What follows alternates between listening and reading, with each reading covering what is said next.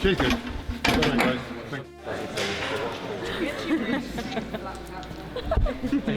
The factory? Factory. The factory / police station / car park workshop.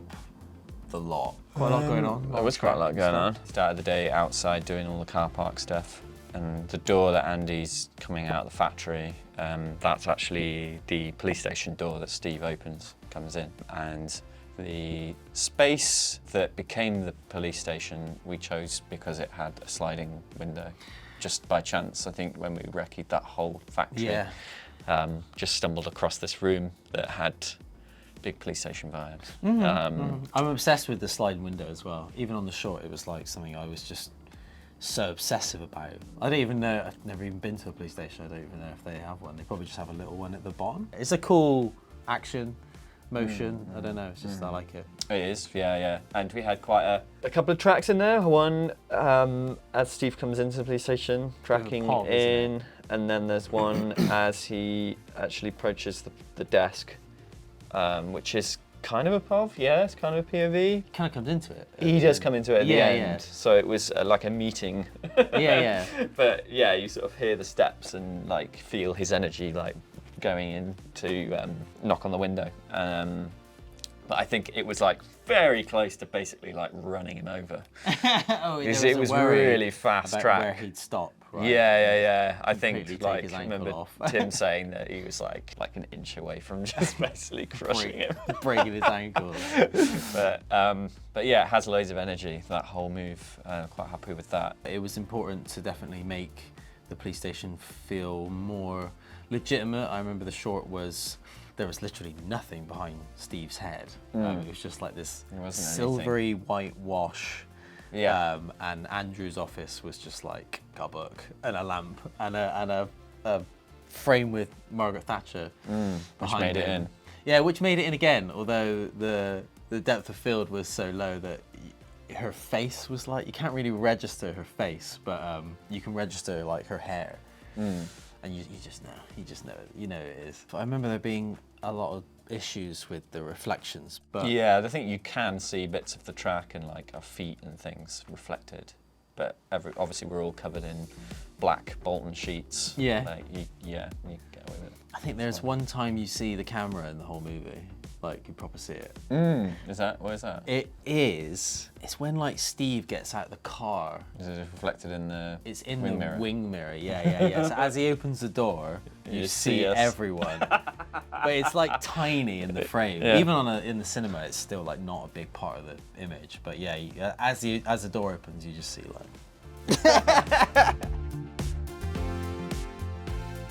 The workshop came off really good in the film, and it was actually something I was really worried about. It's those small scenes where characters are doing something really specific that get me nervous. It's easy to write, but then when you actually need like Eugene, Andy, there, putting a drawer together, like he has to look like he knows what he's doing. Yeah, Specific. skill-based. Skill-based. It was a huge space. I think our department did really well to like make it convincing. Like behind Andy is just like a 300-foot warehouse that's totally empty. So that's why we're low on the table. Yeah. The roofing, the ceiling's like quite an good. interesting place to look at. That will look great. How did you like that in the end? It's a big space. Was that just house lights? Yeah. I mean, it was always, that whole area had like a whole load of fluorescent tubes above it, the whole space. So we just kept them on. I think we had some lights through the windows and some HMIs inside bouncing off stuff, or Andy's close-ups and stuff like that. Yeah, it was just mostly how the space was. I think maybe we did try it with the lights off, or looked into doing it with the lights off, but it just worked kind of as it was. And those are the same lights that you can actually see from the office. The office, which is right on upstairs. Yeah, you can literally see it, and you can see. I love how you can see them through the window. It's a really nice little scene. I like that scene a lot in the office. It's good. I remember that we kept piling in lights into that room because we were trying to balance out the window behind Andy's head, which was getting really hot because the sun was hitting it directly. Right, okay. So we were scrambling around trying to get more level into the room to try and balance it out, which does work in the end. But I do remember we just kept bringing in more HMIs and like the buzz in the room was getting louder and louder, and like Graham. This sounds just like, what's going on?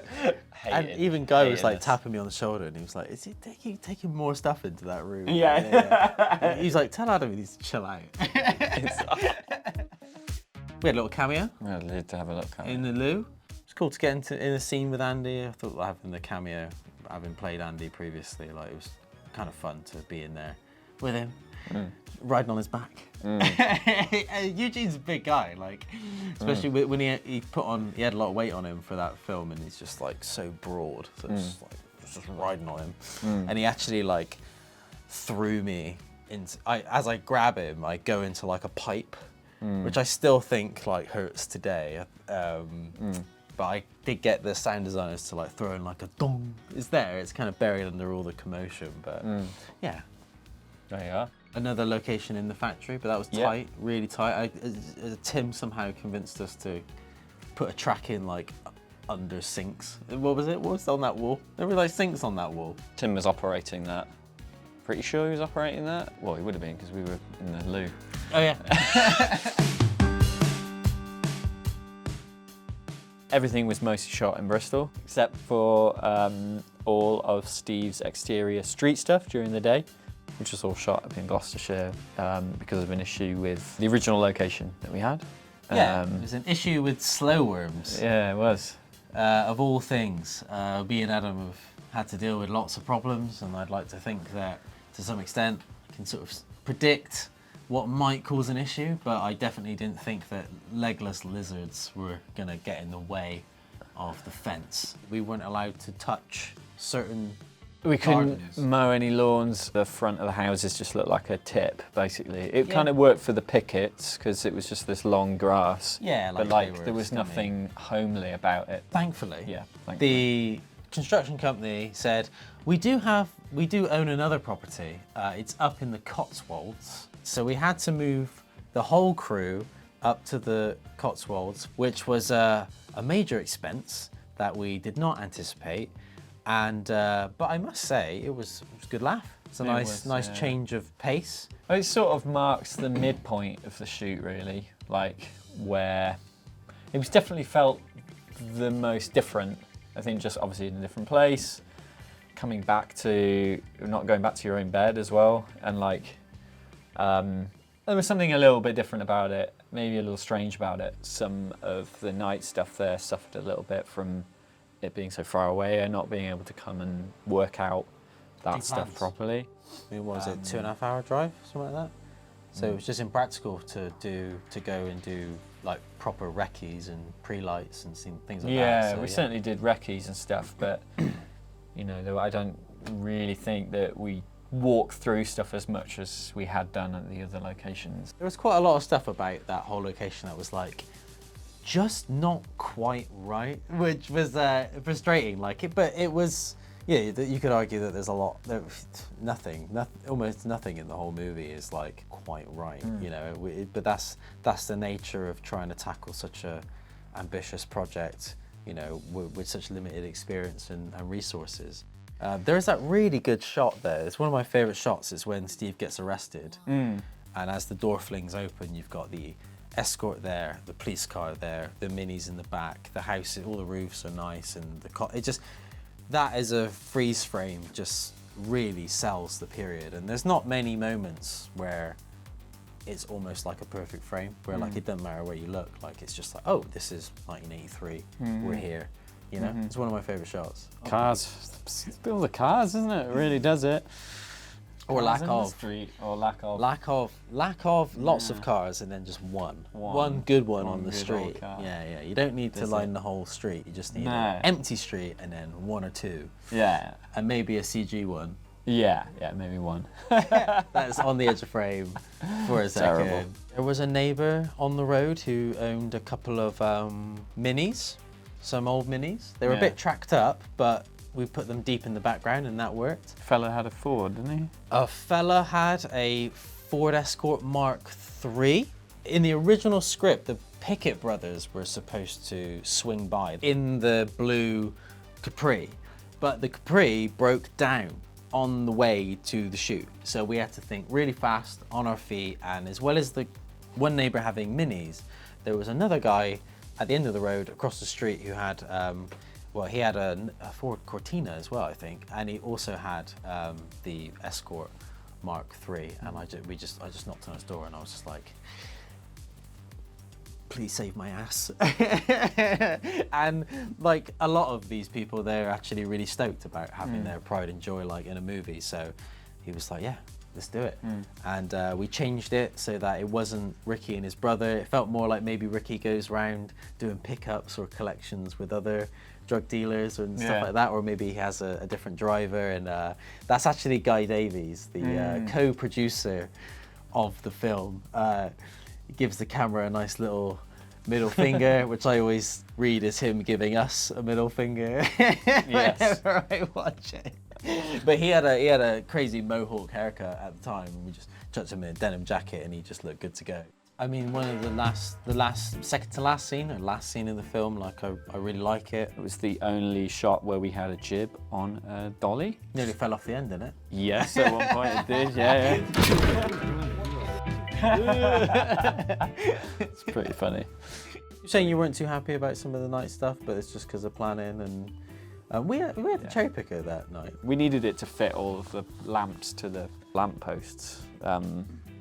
We had our own lights again up on the street. I think if there had been like a road behind Steve's house, I think we could have benefited from it being like quite high, having it light really high up, and then street lights coming through. Yeah, and just backlighting like all the gardens. But there wasn't really a scenario where we could get it to do that. Those houses, they're so grey. You know, they're literally grey. But the front gardens were like pretty good. Like all the fence gardens were kind of what you needed in the other location. But obviously we just couldn't achieve that. Thankfully, the doors were good, the windows were good. Like this is a massive plus. I mean, a lot of the doors were white, but they were actually wood. Yeah. Or fake wood, so that helped a lot. Art department did a good job on like sprucing up the fences and the gates, and they painted the steps just like they would have been back in the day. It was a nice driveway to have the Escort on as well, and it was nice that the house, you basically came off the driveway and went straight down the road. Like that made our sort of leaving, when they leave to go to Charlie's, like that whole shot like works really well. I mean, imagine if he had to like just pull out and turn it. It wouldn't have been the same, would it? But instead he's just like, here we go, foot down, bang.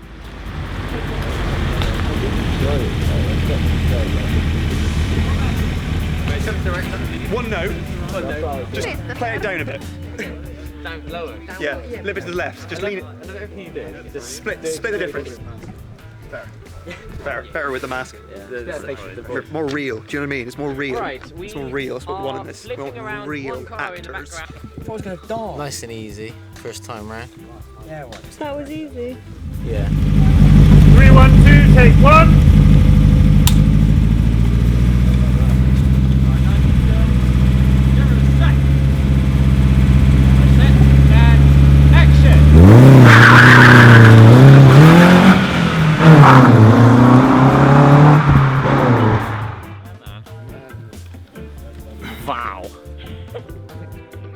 Sorry, Eugene, but for safety's sake, I hope that take justified me standing in as the backhead of Andy on this one.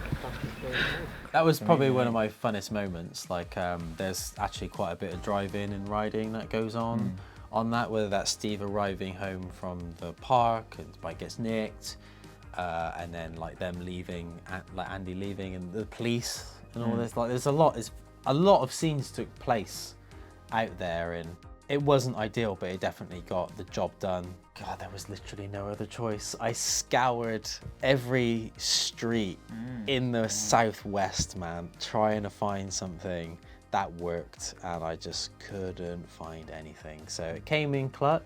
basically after Gloucestershire, it felt like the kind of final sprint to the finish, didn't it? Yeah, like it was a really positive shift in momentum. I think, like you said, midpoint of the shoot, we were in a different place, offered a different flavour, and then coming back, it was like we sort of like landed and we were able like back to business, wasn't it? Back to business. Back in Bristol, to some familiarity. And of course, there are breaks in between, like get a weekend, which is like different to shorts, where you know you're just constantly on it. Yeah. Whereas like you get a little bit of time to just resettle in. I definitely don't remember any of the days off. No, neither. I think we went to cinema on one of the days. You psycho. Just can't get enough. Needed reminding of what good footage looked like. Just to be sure. Yeah. Thank you for watching this video. We are hopefully going to be putting these out on a fairly regular basis, so do keep an eye out on the socials. Please do consider buying or renting the film. You can find out all the information you need on the fencefilm.co.uk. And now for like the land, go like.